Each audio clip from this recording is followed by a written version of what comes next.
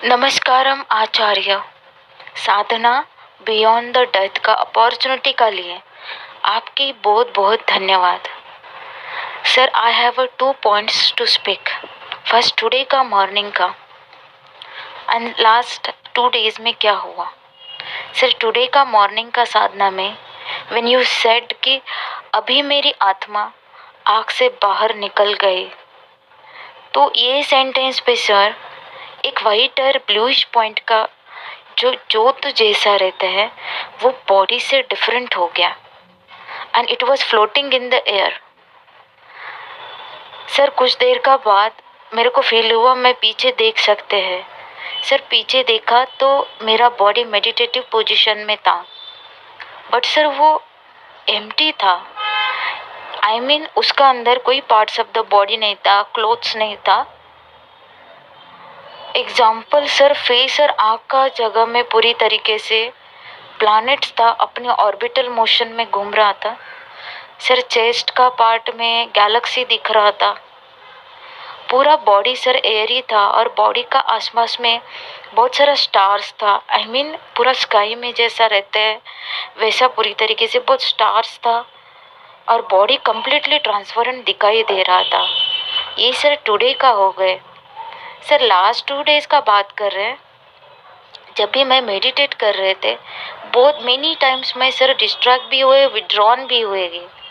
But sir important बात ये है कि आप जो है उतना टाइम मेरे को पकड़ के लाया, उतना टाइम पकड़ के ला के मेरे को सेटल किया और उतना टाइम मेरे को रेगुलेट किया और बोला मेडिटेट कर, डिस्ट्रैक्ट नहीं हो, मेडिटेट कर। सर, ये इसका लिए बहुत बहुत थैंक यू सर। आपका इतना सारा लव और इतना सारा ब्लेसिंग्स है कि भी भटकने से भी आप मेरे को, मैं इधर आ पाया आपका वजह से। आपका बहुत बहुत thank you sir. Thank you so much sir.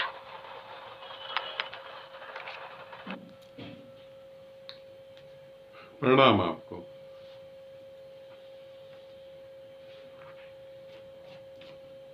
हम इस अनुभव को अच्छे से समझ लें, क्योंकि मैंने देखा है बहुत सारे साधकों के साथ ऐसी घटना घटती है। उन्हें गैलेक्सी दिखाई देती है, उन्हें और ब्रह्मांड दिखाई देते हैं। साइंस तो अभी एक ही ब्रह्मांड में लगी हुई है। उन्हें ब्रह्मांड दिखाई देते हैं और भी ब्रह्मांड दिखाई देते हैं। लोग उन्हें पागल समझते हैं, लोग सोचते हैं वो पागल है। मैं भी उन्हें पागल ही समझता हूं, क्योंकि ऐसी साधना में जब अनुभव होता है तो ये अनुभव इस साधिका को इस जन्म में हुआ है ऐसा नहीं है। मात्र एक छोटी सी गलती, सिर्फ एक छोटी सी मिस्टेक की वजह से आगे जन्म लेना पड़ता है। ये इस बार नहीं, ये इससे पिछली बार भी हुआ है, ये उससे भी पिछली बार हुआ है, और ध्यान से देखो तो ये उससे भी पिछली बार हुआ है। मगर एक छोटा सा रेत का कण अगर आपके आंख में पड़ जाए तो आप नीले आकाश को नहीं देख सकते। पृथ्वी से बड़ा सूरज है उसे नहीं देख सकते, पृथ्वी से बड़ा चांद है उसे नहीं देख सकते। एक छोटा सा कंकड़, एक छोटा सा रेत का कण, एक छोटा सा धूल का कण आपकी आंख में पड़ जाए तो आप नहीं देख सकते। छोटी सी मिस्टेक, एक छोटी सी मिस्टेक आपको और आगे जन्मों में ले जाने के लिए तैयार कर देती है। मैं अपने जीवन के, बचपन के जीवन का एक अनुभव बताता हूं। हो सकता है आप सब लोगों के साथ ही घटा हो।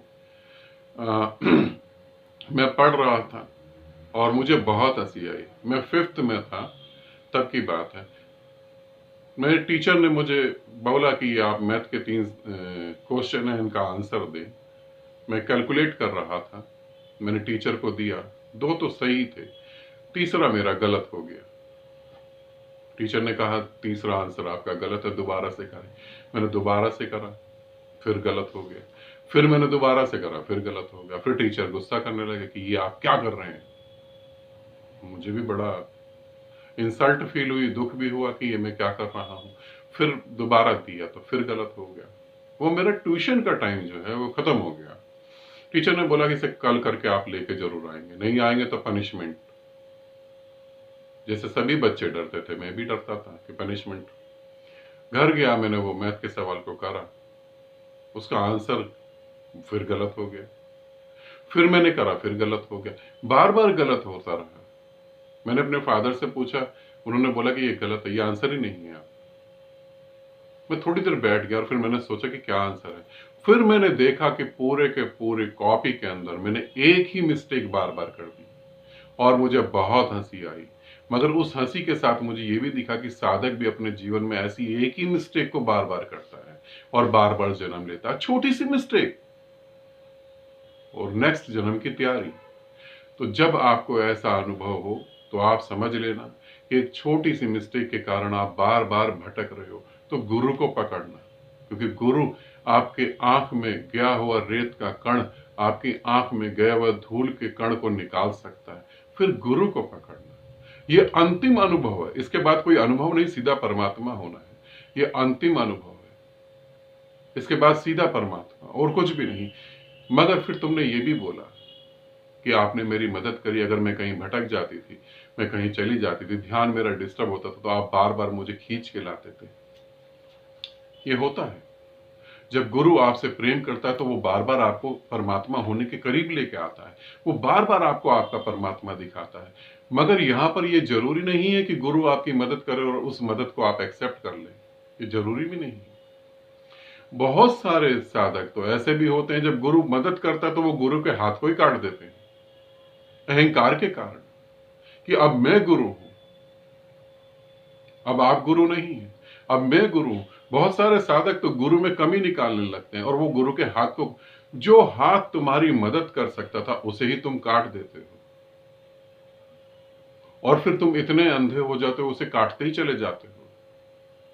इस कारण से भी तुम्हारा अगला जन्म निश्चित होता है। जैसे इसी जन्म में काफी सारे सन्यासियों के साथ ये घटा, आमीन चैतन्य के साथ ये घटा, और वो उस गलती को दोहराते ही चले गए, दोहराते ही चले गए। मैं कह रहा हूं कि मेरी संस्था का और मेरा उनसे कोई संबंध नहीं है, वो फिर भी लोगों को बता रहे हैं कि नहीं मेरा संबंध है, वो तो गुरुजी ने मुझे ऐसे ही बस डांट दिया। ऐसे और बहुत सारे सन्यासी हैं जो वो हाथ को ही, जब जो गुरु के हाथ को जब वो काटते हैं तो उन्हें पता ही नहीं लगता कि उन्होंने अपने साधना के मार्ग को काट दिया, उन्हें पता ही नहीं लगता कि उन्होंने अपनी साधना ही रोक दी। अब अगला जन्म, अब और अगला जन्म, क्योंकि ऐसा नहीं कि चैतन्य ने इस जन्म में ये गलती करी। चैतन्य को जो उपलब्ध हो रहा था, मात्र तीन दिन का खेल था, 3 दिन के बाद वो परमात्मा हो ही जाते, मगर ये 3 दिन पिछले जन्म में भी पूरे नहीं कर पाए। एक और साधक है, वो पिछले जन्मों में जुड़े हुए थे, उनको मैंने बहुत अच्छी पनिशमेंट दी, और उस पनिशमेंट के कारण जो है उन्होंने गलती ही ऐसी करी और वो उपलब्ध नहीं हो पाए। इस जन्म में मिले, फिर इस जन्म में उन्होंने वही गलती करी, अहंकार के कारण, कि मैं समझदार हूं, कि मैं झूठ नहीं बोलता हूं। और कुछ साधिकाओं के साथ भी ऐसा हुआ। आप इसे समझना, गुरु जब मदद करता है तो ये जरूरी नहीं है कि आप मदद एक्सेप्ट करें। जब तक आपका अहंकार है तब तक आप गुरु की मदद को एक्सेप्ट भी नहीं कर पाएंगे, और अगर आप उस मदद को एक्सेप्ट करते हैं तो इसका मतलब है आप अपने अहंकार के अपोजिट खड़े होने की हिम्मत रखते हैं, और जो अपने ईगो के अपोजिट खड़े होने की हिम्मत रखता है तो इसका यही अर्थ होता है कि वो गुरु से प्रेम करता है, ना कि अपनी ईगो से प्रेम करता है। तो वो मिटने को तैयार होता है, और जो मिटता है वही जीवित होता है, जो मरता है वही अमृत को पाता है। बिना मरे स्वर्ग नहीं मिलता, बिना मरे मोक्ष नहीं मिलता। इसका कहने का अर्थ ये नहीं होता कि मौत के बाद मोक्ष मिलेगा, इसका कहने का अर्थ होता है कि जब हम मरेंगे अहंकार रूप में तब मोक्ष उपलब्ध होगा। तो जो तुम्हारे साथ हुआ, मैं तुम्हें यही कहना चाहूंगा, और इस तरीके से मैं सभी साधकों को यह कहना चाहूंगा, अगर आपके साथ भी होता है, ये बहुत बड़ी परीक्षा की घड़ी है, आपके साथ भी होता है तो आप ये समझना इस परीक्षा में आप फेल हो सकते हैं अगर अपने ईगो को संभालने की कोशिश करेंगे तो। और अगर ईगो लेस हो जाते हैं, आप गुरु को पकड़ लेते हैं, तो आप फेल नहीं होंगे, आप रह नहीं जाएंगे, आप पास हो जाएंगे। पास होने का अर्थ है परमात्मा हो जाएंगे। ठीक है, इसे अच्छे से समझना। आनंदित रहना, सदा खुश रहना। बहुत बहुत प्रेम आप सभी को।